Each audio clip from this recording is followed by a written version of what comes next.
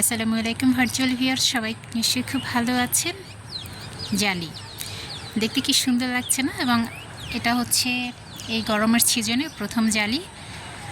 মোটামুটি খুব তীব্র গরমে লাগিয়েছিলাম, আর আজকে হচ্ছে 18 জুন। দৃশ্যমান দেখি কটা আমার জালি ধরেছে কিংবা চাল কুমড়ো ধরেছে। Let's go. আমি এই যে পিছনে বেশ বড় একটা জালি হয়ে রয়েছে, এটা আমি খেয়ালই করিনি। এই গাছটা টান দিয়ে বের করলাম আনার গাছটাকে, তো তখন দেখলাম যে বেশ বড় হয়েছে, পাশে একটা হয়েছে।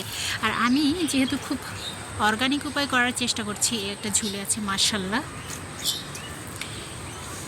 এই যে উনিও হচ্ছে, আরও আছে।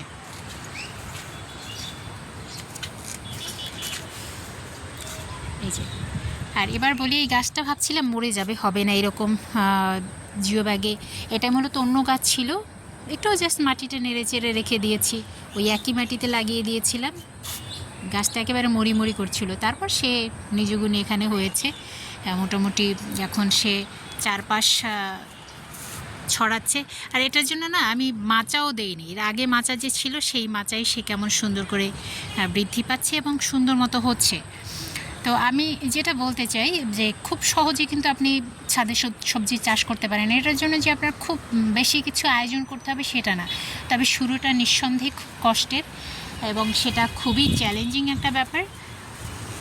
উপরেও আছে হচ্ছে, ওই জায়গাটা যদি আপনি কভার করতে পারেন তাহলে দেখবেন আপনি যা করবেন তাই হচ্ছে, এবং সবটাই কিন্তু সব জায়গায় আপনি সাকসেস হতে পারছেন। এবং ব্যাপারগুলো আসলে এরকম, কেউ যদি কোনো কিছুতে একবার সফল হয়ে যায়, তো নেক্সটে সে যে কাজটাই করে না কেন সেটাই খুব সফলতার মুখ দেখতে পারে। এর একটাই কারণ হচ্ছে সে টেকনিকটা আসলে বুঝে যায়।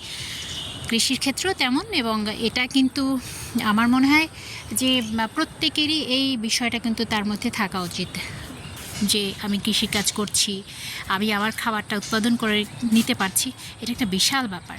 সো আপনি ট্রাই করুন আজকে থেকে। আর সার হিসেবে যেটা ইউজ করতে পারেন, আপনার জাস্ট কই মাছের তেলে কই ভাজার মতো, কইয়ের তেলে কই ভাজা একটা কথা আছে, ওরকম। অর্থাৎ কিচেন ওর যে সবজির খোসা টোসা যেটা আছে ওইটা পচিয়ে ওইটাই আপনি চারা লাগিয়ে দেন যে কোনো একটা পলিথিনে, এবং সেখান থেকে আপনার কিন্তু খুব সহজে চারা হয়ে যাবে, সেখান থেকে খুব সহজে গাছ হয়ে যাবে, সেখান থেকে খুব সহজে এরকম একটি সুন্দর সুন্দর সবজি পাবেন। সো দ্যাট দেরি কেন? আপনার যদি একটু বারান্দা থাকে, জাস্ট একটু বারান্দা রোদ পড়লে সেখানে আপনি গাছ লাগিয়ে দেন। আমার যেহেতু এই অপরচুনিটি আছে, ছাদ আছে, আমি ছাদে ইউজ করছি। আমার যদি ছাদ না থাকতো নিঃসন্দেহে আমি সেটা বারান্দায় ট্রাই করতাম, আলহামদুলিল্লাহ। আর বাগানে 10 টাকা দামের একটা চারা কিনে আনলি সেটা একেবারে কাফি। মোটামুটি কি বলবো, যে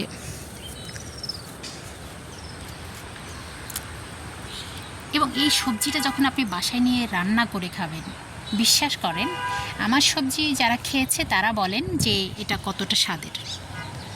আমি নিজে মুখে বললাম না, তো আপনারা চাষ করে খেয়ে দেখেন, দেখবেন তখন কেমন লাগছে। আজকে পর্যন্তই।